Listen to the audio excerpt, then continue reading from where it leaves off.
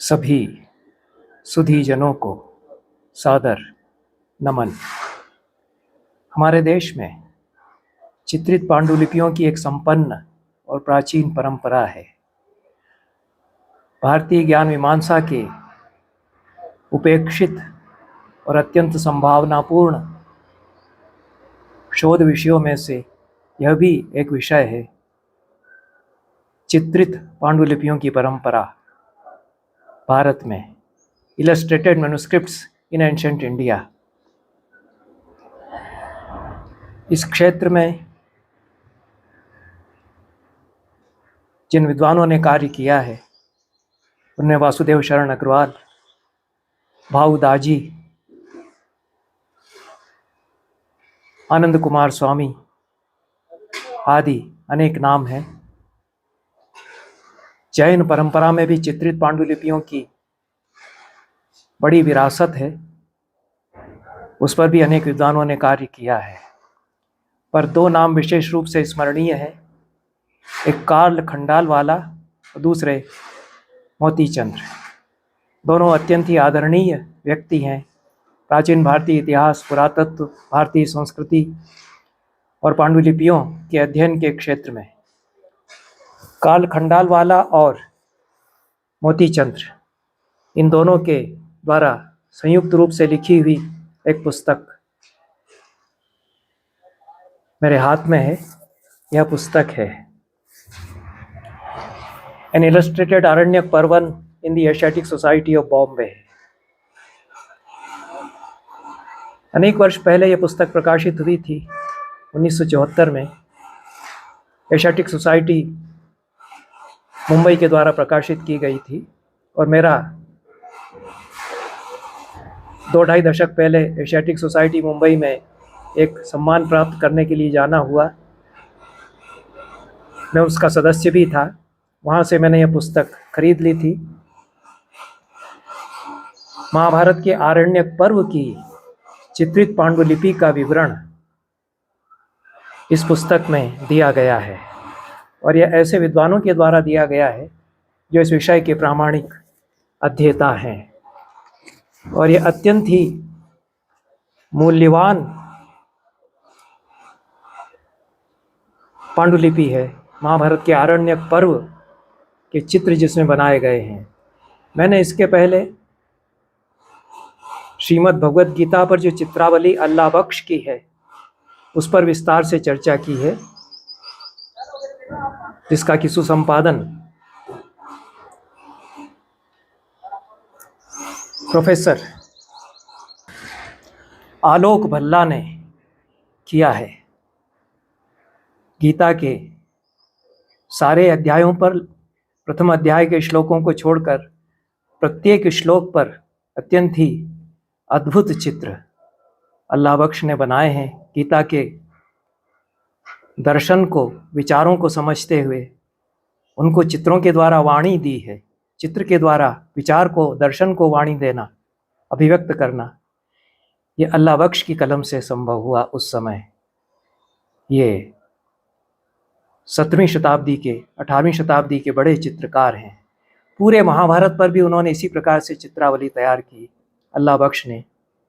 जिन्होंने अपना स्वयं का पोर्ट्रेट जो बनाया है उसमें वो यज्ञोपवीत पहने हुए हैं और शिखा धारण किए हुए हैं और नाम अपने हाथ से ऊपर अपना अल्लाह बख्श ही लिखते हैं। उन पर 3 व्याख्यान मेरे YouTube के इस चैनल पर उपलब्ध हैं, वो सुने जा सकते हैं। पर कार्ल खंडालवाला और मोतीचंद्र हमको महाभारत की चित्रित पांडुलिपियों की परंपरा में एक अत्यंत प्राचीन पांडुलिपि का परिचय देते हैं और अत्यंत ही गवेषणापूर्ण जो उनका विश्लेषण है, चित्रित पांडुलिपियों के इतिहास पर जो प्रकाश उन्होंने डाला है, उसमें वे बताते हैं कि अकबर के पूर्व चित्रित पांडुलिपियों की एक परंपरा थी। अकबर ने बहुत बड़ा काम किया और हुमायूं का भी उल्लेख कार्ल खंडालवाला और मोतीचंद्र ने अपने विशद विवेचन में किया है। दोनों ही बड़े कला प्रेमी रहे और हुमायूं अपने साथ दो बड़े चित्रकारों को लेकर के आए और उनके कार्य से भारतीय चित्रकला में काफ़ी कुछ नया हुआ। अकबर ने तो चित्रशाला जो बनवा दी थी और चित्रित पांडुलिपियों पर, मिनिएचर पेंटिंग्स पर जो बहुत बड़े कार्य उसने कराए, रामायण महाभारत की चित्रित पांडुलिपियाँ तैयार कराईं। पर हुमायूं भी निर्वासन से लौटने पर फारसी उस्तादों के द्वारा प्रशिक्षित कलाकारों की उनको अपने साथ लेकर के आया और अकबर ने जो कार्य शुरू किया यहाँ रह कर के, उसका उपक्रम हुमायूं कर चुके थे। और उसमें हमजा नामा एक पांडुलिपि है, बड़ी भव्य कृति है। 1567 ईस्वी में आरंभ की गई थी, 1582 ईस्वी में यह पूरी हुई। हुमायूं और अकबर दोनों को हमजा नामा का श्रेय दिया जा सकता है। हुमायूं के जीवन के अंतिम कुछ महीनों और उसके बचपन से लेकर लगभग 1563 ईस्वी तक दो फारसी चित्रकारों के द्वारा चित्रित कृतियों को छोड़ दें तो खंडालवाला और मोतीचंद्र कहते हैं कि यह प्रश्न उठता है कि क्या भारत में शाही दरबार में मुगल पूर्व काल की कलाकृतियाँ, चित्रित पांडुलिपियाँ थीं या नहीं थीं।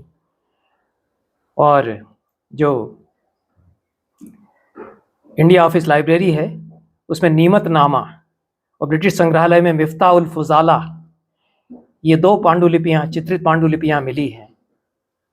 उनसे संकेत मिलता है कि 15वीं शताब्दी के उत्तरार्ध से फारसी शैली में प्रशिक्षित एक या एक से अधिक फारसी कलाकार जो मौजूद थे और उनकी परंपरा संपन्न हुई। सुल्तान गयासुद्दीन तुगलक, जो कि 1469 से 1501 तक राज्य करते रहे। ये दोनों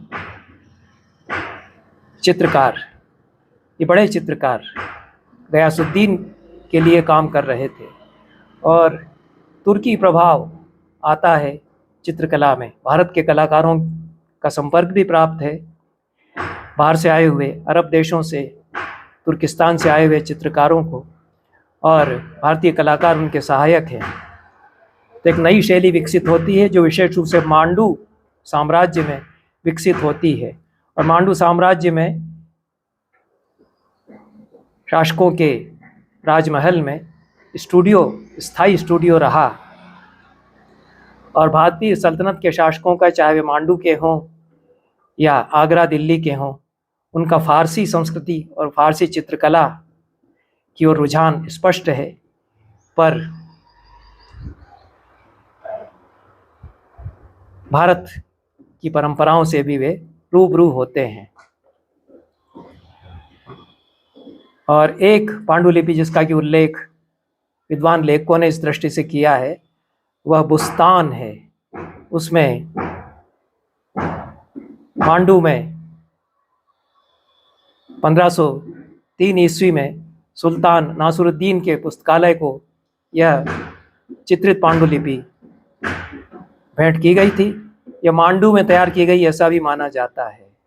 यह अपने स्वरूप में पूर्णतः फारसी चित्रकला से प्रभावित है और भारतीय धरती पर चित्रित एकमात्र फारसी कलाकृति इसको कह सकते हैं। लेकिन मांडू की पांडुलिपियों के अलावा शाही संरक्षण में या शाही संरक्षण के अधीन राज्यों में काम करने वाले पांडुलिपि चित्रकारों की कोई कार्यशालाएं बनी हो और स्टूडियो बने हों, इसके हमें प्रमाण नहीं मिलते। अकबर के पास बड़ी कार्यशाला और स्टूडियो है। हुमायूं ने बहुत काम आरंभ किया था, पर जो गयासुद्दीन के अधीन जो भारतीय राजा कार्य कर रहे थे उनके पास ऐसी कार्यशालाएं थीं, उनके प्रमाण नहीं मिलते। और जितने भी हमको चित्रित पांडुलिपियों के उदाहरण मिले हैं वे सल्तनत दरबार में चित्रित कराए गए हैं, ऐसा मिलता है।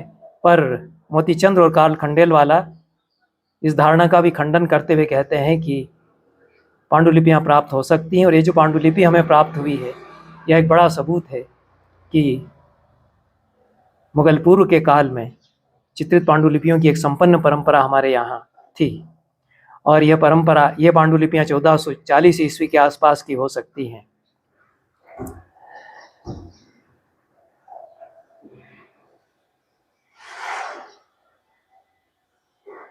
भारत में जो पूर्णतः फारसी चित्रकारों के द्वारा बनाई गई चित्र कृतियां हैं या चित्रित पांडुलिपियां हैं, उनका भारतीय चित्रकला के विकास में स्थायी योगदान नहीं माना जा सकता है और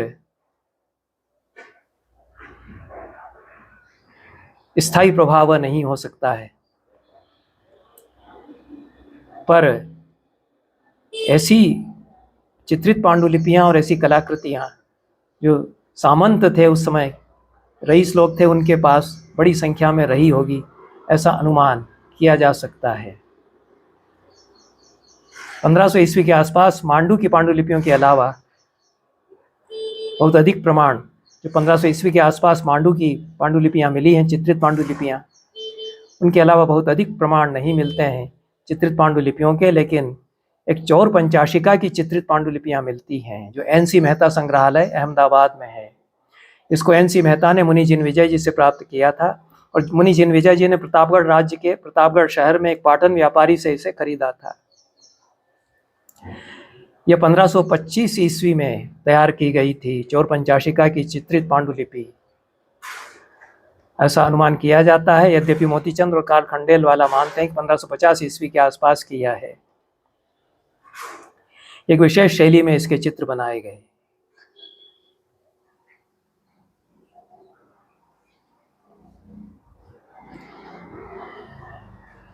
इस पूरे परिप्रेक्ष्य में पूर्व मुगल काल की चित्रित पांडुलिपियों की परंपरा में या महाभारत की चित्रित आरण्यक पर्व की चित्रित पांडुलिपि बहुत ही महत्व रखती है और भाऊदाजी के संग्रहालय से ये प्राप्त हुई। भाऊदाजी, जिनका कि नाम मैंने अभी लिया, बड़ी विभूति हमारे समय की हैं। मूलतः चिकित्सक थे पेशे से, तो वे एशियाटिक सोसाइटी मुंबई के सदस्य रहे, फिर उपाध्यक्ष भी रहे। प्राच्य साहित्य में, प्राचीन भारतीय वाङ्मय में, पुरातत्व में, प्राचीन भारतीय इतिहास में गहरी रुचि उनकी थी और गहरी पैठ भी थी। सबसे बड़ी बात यह है कि वे बड़े संग्रहकर्ता थे, धरोहर के बड़े संग्रहकर्ता वे रहे और संरक्षण दाता भी वे रहे। और प्राचीन कलाकृतियों, पांडुलिपियों के संकलन के लिए उन्होंने स्वयं अनेक यात्राएं की और कार्ल खंडेलवाला और मोतीचंद्र का अनुमान है कि उन्होंने अपनी किसी यात्रा में यह पांडुलिपि, महाभारत के आरण्यक पर्व की जो सचित्र पांडुलिपि है, उसको खरीदा होगा। किस समय उन्होंने खरीदा इसका कोई सबूत प्राप्त नहीं होता है, क्योंकि भाऊदाजी के द्वारा कोई निजी हस्ताक्षर इस पांडुलिपि पर नहीं है। उन्होंने कोई विवरण स्वयं इसके बारे में नहीं दिया है।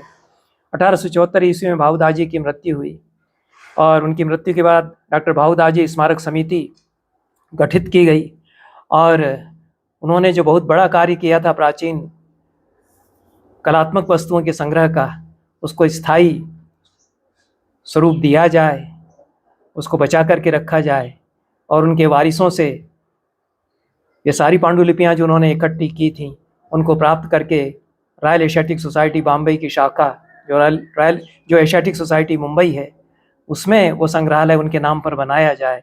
ऐसा अभियान किया गया। यह अभियान सफल हुआ। 1882 में जितनी पांडुलिपियां भाऊदाजी के पास उनके संग्रहालय में रही हैं, वे संग्रहित होकर के सोसाइटी के पास आईं। बाद में उनका वर्गीकरण किया गया, उनका सूची पत्र तैयार किया गया। ये बड़ा लंबा कार्य था और बड़ा श्रमसाध्य कार्य है। पांडुलिपियों का विवरणात्मक सूची पत्र तैयार करना। इसमें तो पी.के. गोडे जैसे अध्यवसायी महारथी विद्वान की अपेक्षा होती है, पर यह कार्य प्रोफेसर H.D. वेलणकर ने संपन्न किया। कई वर्षों तक 1930 में 4 भागों में परिश्रम करके उन्होंने 1930 में 4 भागों में यह भाऊदाजी के संग्रह की पांडुलिपियों की सूची, विवरणात्मक सूची तैयार की। और बाद में फिर ध्यान गया कि इस भाऊदाजी के संग्रह में महाभारत के सचित्र आरण्यक पर्व की पांडुलिपि है। जो वेलणकर ने विवरण तैयार किया उसमें उन्होंने उल्लेख किया है कि पूरी पांडुलिपि में 362 फोलियो थे, 362 पन्ने थे। मोटी पांडुलिपि रही होगी और हर पृष्ठ पर उसमें चित्र बनाए गए थे। पर सोसाइटी के पास जो पोथी, हस्तलिखित पोथी प्राप्त हुई उसमें 11 फोलियो मिसिंग थे, उसमें नहीं थे। वो लाने ले जाने में या जिन लोगों के पास रही उनकी असावधानी से वो 11 पन्ने कहीं निकल गए। और the descriptive Sanskrit and Prakrit manuscripts in the library of the Bombay royal Asiatic society में जो कैटलॉग एच.डी. वेलणकर ने प्रस्तुत किया है इस पूरे संग्रहालय का, उसमें उन्होंने विवरण देते हुए कहा कि देवनागरी अक्षरों में यह पांडुलिपि लिखी हुई है। सुवाच्य और सुंदर अक्षर हैं जो इस पुस्तक में भी उसका आखिरी फोलियो का एक तरफ का यह जो प्रस्तुत किया गया है। और यह विवरण मिलता है कि जिस चित्रकार ने चित्र बनाए हैं उसी ने पूरी पांडुलिपि आरण्यक पर्व की नकल भी की है, प्रति भी की है। 141 by 6 inch, 141 inch 14.1 by 6 inch ये लंबा साइज है, आकार है पांडुलिपि का। और जो पृष्ठ प्राप्त हुए हैं 230 प्राप्त हुए हैं। संवत 1573 तिथि इसकी जो पुष्पिका है, कोलोफन है, उसमें बताई गई है। और कोलोफन में, पुष्पिका में यह भी बताया गया कि योगिनीपुरा में सुल्तान सिकंदर के शासनकाल में भानुदास चौधरी के लिए यह प्रति तैयार की गई। भानुदास चौधरी एक रईस श्रीमंत थे और पांडुलिपियों का संरक्षण उन्होंने किया। अपने लिए उन्होंने आरण्यक पर्व की, वन पर्व जिसको कहते हैं, उसकी यह पोथी तैयार कराई। वन पर्व स्वतंत्र रूप से भी बहुत पठनीय है क्योंकि उसमें जितने सुंदर से सुंदर उपाख्यान है भारतीय परंपरा के, उनमें से अनेक रमणीय उपाख्यान, नल दमयंती कथा है और भी रामोपाख्यान है और भी बहुत सारी अद्भुत कथाएं वन पर्व में आ गई हैं। अलग से भी उसका पाठ किया जाता है। भानुदास चौधरी ने अपने अध्ययन के लिए यह प्रति तैयार कराई और श्रीमंत लोग, रईस लोग पांडुलिपियाँ जब नकल करवाते थे तो अच्छे चित्रकारों को भी बिठाते थे साथ में कि तुम उसके आधार पर चित्र बना दो ताकि हमको पढ़ते समय थोड़ा और आनंद आएगा। उस दृष्टि से सचित्र पांडुलिपि तैयार की गई। बहुत ही मूल्यवान पांडुलिपि है। वेलणकर जी ने खेद प्रकट करते हुए लिखा है कि इसका एक महत्वपूर्ण अंश गायब हो गया है। और जो संरक्षक हैं जिन्होंने कार्य कराया, चौधरी साहब, उनका परिचय इसमें दिया गया है। चौधरी भानुदास और चौधरी विनय के पुत्र वे थे। उनके श्रवण के हेतु यह लिखवाया गया और कायस्थ भानुदास लखनसी के पुत्र द्वारा यह लिखा गया। कुल मिलाकर के यह जो पोथी हस्तलिखित प्रति अत्यंत आकर्षक और महत्वपूर्ण चित्रों के साथ तैयार की गई आरण्यक पर्व की, ये सन 1516 ईस्वी में लिखी गई थी। उस समय लिखी गई थी जब सुल्तान सिकंदर लोदी से आशय, तुगलक मेरे मुंह से निकल गया है, सिकंदर लोदी राज कर रहे थे। दिल्ली को योगिनीपुरा यहाँ कहा गया है, उस पर वे राज कर रहे थे। और चौधरी भानुदास ने अपने अध्ययन के लिए यह पांडुलिपि लिखवाई थी। और जो परिवार था इनका, चंद्रपुरी के निवासी चौधरी विनय का परिवार यह जो था, जिनके की बेटे भानुदास हैं, वो कछुआ नदी के किनारे एक किले में ये लोग निवास करते थे। और भानुदत्त नाम के व्यक्ति के द्वारा लिखी भी गई और चित्रित भी उन्हीं के द्वारा किया गया, ऐसा खंडालवाला और मोतीचंद्र अनुमान करते हैं कि लेखक उनके द्वारा लिखित है। लिख धातु जो है चित्रण करने के अर्थ में भी आती है, ऐसा चूंकि इसमें उल्लेख है, इसलिए चित्रकार और स्क्राइबर, लिपिकार दोनों एक ही व्यक्ति हैं, ऐसा आशय प्रतीत होता है। अब यह जो पोथी प्राप्त हुई और इसका जितना विवरण दे दिया है, इसका कितना मिलान इसके पाठ का भंडारकर इंस्टीट्यूट में, भंडारकर शोध संस्थान में जब महाभारत का समीक्षित पाठ संस्करण तैयार किया गया तो उन्होंने आरण्यक पर्व का संस्करण तैयार करने में इसका कितना उपयोग किया, यह मैं तुरंत अभी नहीं कह सकता हूँ, क्योंकि यह तो कदाचित उनका कार्य आरंभ हो चुका, उसके पश्चात इसके बारे में इतना महत्वपूर्ण विवरण सामने आया है। पर अवश्य ही जो पांडुलिपि है अत्यंत प्राचीन पांडुलिपि है। अकबर ने जो तैयार कराई थी महाभारत की पांडुलिपि मूल श्लोकों और फारसी अनुवाद और चित्र सहित, उसका कुछ उपयोग भंडारकर प्राच्य विद्या संस्थान में समीक्षित पाठ संस्करण तैयार करते समय किया गया। उसका हवाला कम से कम उन्होंने दिया है, क्योंकि वह भी प्राचीन और अत्यंत महत्वपूर्ण पोथी है। संस्कृत पाठ भी अकबर ने मिलवाया, और अकबर के दरबार में जो बदायूं और दूसरे फारसी के पंडित थे वो संस्कृत अच्छी जानते थे, और संस्कृत के पंडित भी अकबर के लिए सेवा देते ही थे। तो यह उसके पूर्व की पांडुलिपि है, इस दृष्टि से और भी महत्वपूर्ण है। इसके कुछ चित्र यदि हम देखें, और हम देखते हैं कि जो अल्लाह बख्श तैयार करते हैं, उस समय किशनगढ़ कलम आ रही है, उसको तो यद्यपि मेवाड़ी कलम कहा है प्रोफेसर आलोक भल्ला ने, वह एक अलग ही उसको कलम मानते हैं जो अल्लाह बख्श की कलम है, और मेवाड़ स्कूल चित्रकला का वे उसके आधार पर स्थापित करते हैं। पर ये जो कलम है ये मुगल काल के पूर्व की कलम है और विशुद्ध भारतीय कला है यह, और यह चित्रित पांडुलिपियों की जो कला है उसका बहुत अनोखा नमूना है, क्योंकि उसमें आकृतियाँ जो बाद में बहुत सुंदर, भव्य, रमणीय, मनोहर बनाई जाती थी, वैसी आकृतियाँ नहीं हैं। जो कविता का प्रभाव चित्रकला पर आता है, और कविता को हम चित्रकला में वाणी देते हैं, चित्रकला के द्वारा कविता को एक दूसरी अभिव्यक्ति हम देते हैं, वह कला है। इसमें आँखें बहुत बड़ी बड़ी हो सकती हैं, क्योंकि कवि वर्णन करता है कि आँखें कानों के पास जा रही हैं और कानों के पास जाकर कुछ कह रही हैं। उसमें भाव प्रधान चित्रांकन होता है। तो यह जो चित्र हैं, एक तो बड़ा पेनोरामा उपाख्यानों में चित्रकार ने, भानुदास ने बना दिया है, निपुण चित्रकार हैं। एक बड़ी कथा को कैसे चित्रों की छोटे छोटे मिनिएचर लघु चित्रों की श्रृंखला के द्वारा, जैसे आजकल अमर चित्र कथा होती है, उस रूप में उसको बड़ा एक रील जैसी उसके सामने चला दी जाए, यह कला भानुदास चित्रकार इसमें प्रकट करते हैं। ये जो पूरा नलोपाख्यान है उसकी झलक आपके सामने प्रस्तुत है, जिसमें कि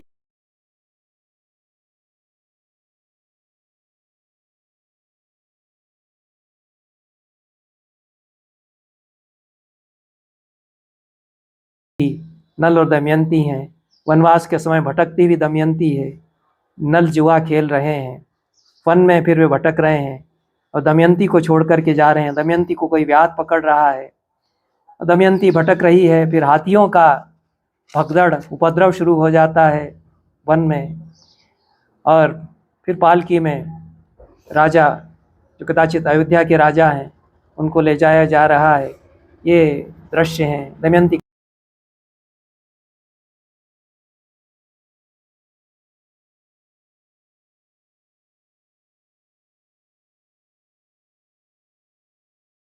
का स्वयंवर हो रहा है, ये दृश्य हैं। और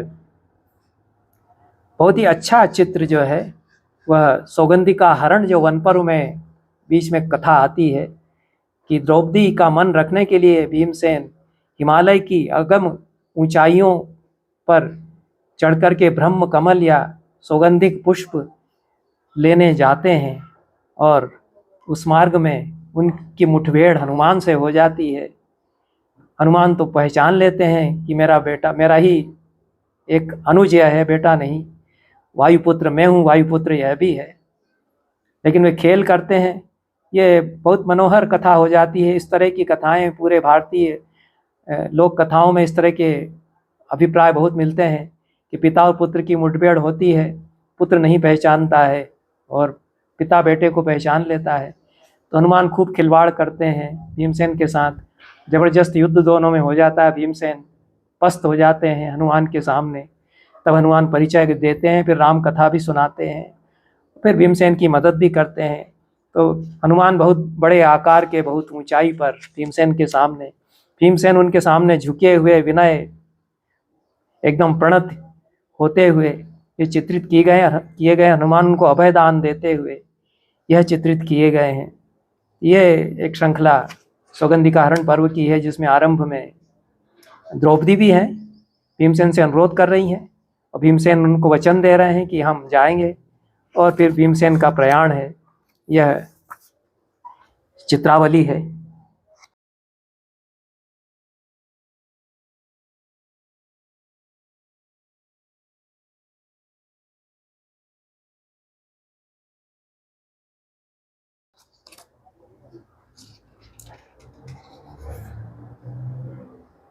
एक प्रसंग आता है महाभारत में, वन पर्व में, वो भी बड़ा सुंदर प्रसंग है कि द्रौपदी और सत्यभामा का संवाद है। और सत्यभामा बहुत चकित होकर के, विस्मित होकर के द्रौपदी से पूछती हैं कि हमसे तो इतनी सारी हम रानियां हैं और एक अकेला पति हमसे नहीं संभलता है। तुम्हारा कुछ उल्टा ही है कि तुम अकेली स्त्री और 5 पतियों को संभाल रही हो और पांचों जो है नाचते हैं तुम्हारी उंगलियों पर, तो ऐसा कैसे। तब द्रौपदी अपने पातिव्रत्य का वर्णन करती हैं और स्त्री को कैसे पतियों को संभालना चाहिए इसका वर्णन करती हैं। यह रोचक प्रसंग है। उसका एक चित्र जो दोनों महिलाओं को गुफ्तगू, जिसको कि विश्रम्भ पूर्वक बातचीत करती हुई 2 स्त्रियां हैं, उनको चित्रित किया है। सुंदर चित्र है। द्रौपदी श्यामा है, सत्यभामा अत्यंत गौर वर्ण की है। सत्यभामा मुकुट पहने हुए हैं, राजमहिषी हैं, और द्रौपदी तो वनवास के समय है। तो दोनों का सुंदर चित्र बनाया है। द्रौपदी का सफ़ेद वेशभूषा है, उनकी अधोवस्त्र सफ़ेद है, इनका नील वर्ण का है। पर जो प्रकृति आती है, जो अल्लाह बख्श भी करते हैं कि हर चित्र में जो पृष्ठभूमि है उसमें बहुत कल्पना से कहीं वे फूल रखते हैं, कहीं पेड़ अलग अलग तरह के रखते हैं। यह पीछे पृष्ठभूमि में यहाँ पर भी चित्र हैं और अन्य भी कला के अभिप्राय हैं भारतीय चित्रकला के।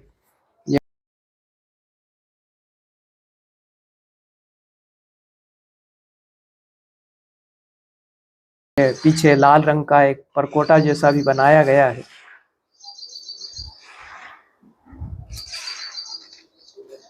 एक प्रसंग आता है वन पर्व में कि दुर्योधन तो इतना वैमनस्य से ग्रस्त है, वो पांडवों को नीचा दिखाने का कोई अवसर छोड़ना नहीं चाहता है। तो वन पर्व में धृतराष्ट्र के, विदुर के मना करने के बावजूद वह वन पर्व में एक प्रकार से विलास करने के लिए उसी स्थान पर जाता है जहाँ पांडव उसे देखें, उसे विहार करता हुआ विलास करता हुआ देखें। तो यह बहुत महत्वपूर्ण प्रसंग है क्योंकि उसमें मुठभेड़ हो जाती है गंधर्वों के साथ दुर्योधन की, और जो गंधर्व हैं वो दुर्योधन को, कर्ण को, सबको हराकर पकड़ करके दुर्योधन को ले जाते हैं। यह पूरा प्रसंग है। इसको भी 3 बड़े पैनल्स में जिस तरह से चित्रित किया है, मनोहर रूप में चित्रित किया है चित्रकार ने, यह महाभारत के वन पर्व का महत्वपूर्ण प्रसंग है। और युधिष्ठिर कितने बड़े मनीषी हैं, यह इस प्रसंग से सामने आता है। भीमसेन और अर्जुन तो कहते हैं कि अच्छा हुआ पकड़ करके ले गया, और अर्जुन का मित्र है चित्रांगद जो पकड़ करके, गंधर्व जो पकड़ करके ले गया है, और दोनों प्रसन्न हैं। पर युधिष्ठिर कहते हैं कि जो भी हो, दुर्योधन हमारा भाई है, तो हम अपने कुटुंब में आपस में मतभेद जितना भी हो, बाहर के लोग यदि हमारे भाई बंधु को इस तरह से पकड़ करके ले गए हैं तो हमें उसको छुड़ाने जाना चाहिए, तुम लोग जाओ। बड़े भाई का कैसा आदेश मानते हैं। भीमसेन और अर्जुन दोनों जाते हैं और गंधर्वों की पकड़ से छुड़ा करके लाते हैं। वो सब कहता है कि ये तो तुम्हारा शत्रु है दुर्योधन, इतना दुख दिया है तुमको इसने, और तुम हमारे मित्र हो, क्यों ऐसा कर रहे हो। तो नहीं, वो कहते हैं बड़े भैया का आदेश है।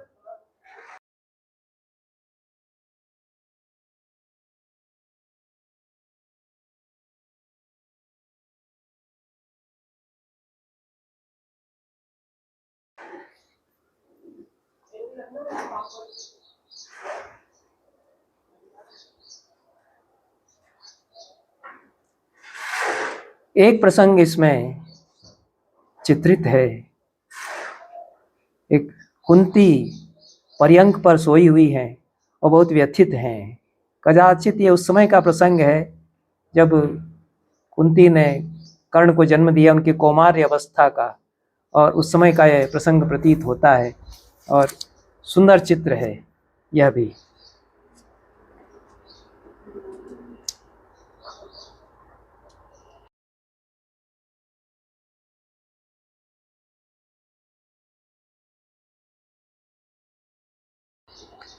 इसके ठीक बाद में जो चित्र है वह भी कुंती से संबंधित है, क्योंकि कुंती जो है वह कृष्ण की बुआ हैं अपने जन्म के नाते, तो वृष्णिवंश में उनका जन्म हुआ है, और उनको राजा कुंती भोज को दे दिया गया है दत्तक पुत्री बना करके।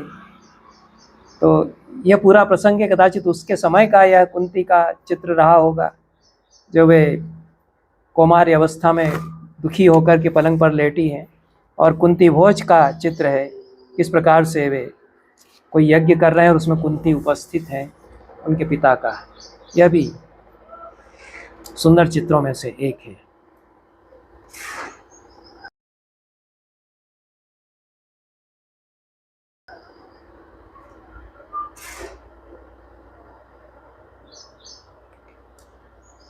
एक अत्यंत मनोहर चित्र है, द्रौपदी, युधिष्ठिर,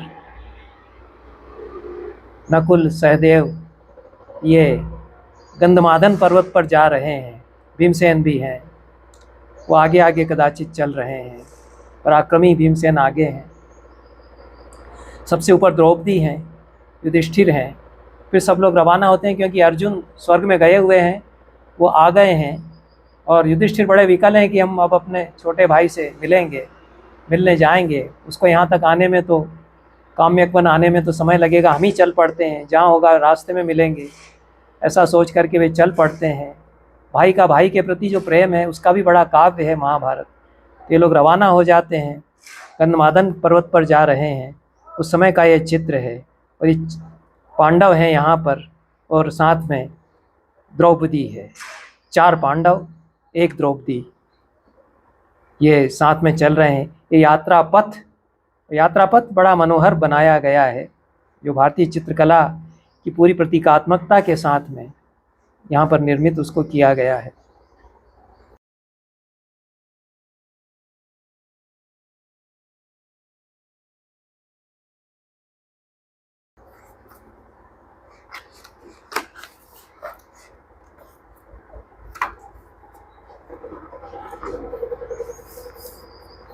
चित्र बहुत सारे हैं, और भी चित्र हो सकते हैं। यह एक अत्यंत ही बहुमूल्य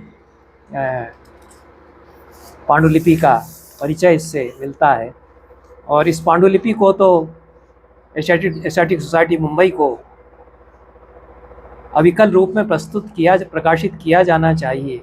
जिस प्रकार से राजेंद्र नानावटी ने अत्यंत ही भव्य रूप में सौंदर्य लहरी की चित्रित पांडुलिपि प्रकाशित कराई है, प्रत्येक श्लोक उसमें जैसा लिखा हुआ है मूल लेखक के द्वारा, और जो चित्र बने हुए हैं देवी के, उनको उन्होंने उसी रूप में प्रकाशित करा दिया है, और अध्येताओं के लिए बड़ी उपयोगी है। उस रूप में इस चित्रित पांडुलिपि को अविकल ऑफसेट से प्रकाशित किया जाना चाहिए। पर जितना परिचय इसका विद्वान लेखकों ने दिया है, वह भी सचित्र पांडुलिपियों के इतिहास में बड़ा एक महत्वपूर्ण पड़ाव सूचित करता है, और उनका जो अध्ययन है इस पर वह भी उतना ही महत्वपूर्ण है। इसके परिशिष्ट में रामायण संबंधित चित्र दिए गए हैं। यह भी अध्येताओं के लिए दुर्लभ सामग्री है, जो सचित्र पांडुलिपियों का विवरण दोनों विद्वान लेखकों ने दिया है। और आरण्यक पर्व के भी शेष चित्र इसमें बहुत सारे दिए गए हैं, क्योंकि रामोपाख्यान आता है महाभारत के आरण्यक पर्व में, तो उसके चित्र हैं। पर सारे ही चित्र बड़े अद्भुत हैं, जो एक प्रतीकात्मक चित्रकला हुआ करती थी, जिसमें कि कहीं नाक थोड़ी अलग प्रकार की बनाई जाएगी, आंखें भिन्न प्रकार की बनाई जाएंगी, ये हम देखते हैं। और भाव उस पात्र का उजागर करने वाला है, उसका स्वरूप प्रकट किया जाएगा। इसके सुंदर नमूने ये चित्र हम देखते हैं, और ऊपर कुछ संवाद भी शीर्षकों में लिखे हुए हैं, वो भी पठनीय है। भव्य चित्र हैं कुल मिलाकर के। इन शब्दों के साथ यह वक्तव्य आज का समाप्त करता हूँ। धन्यवाद।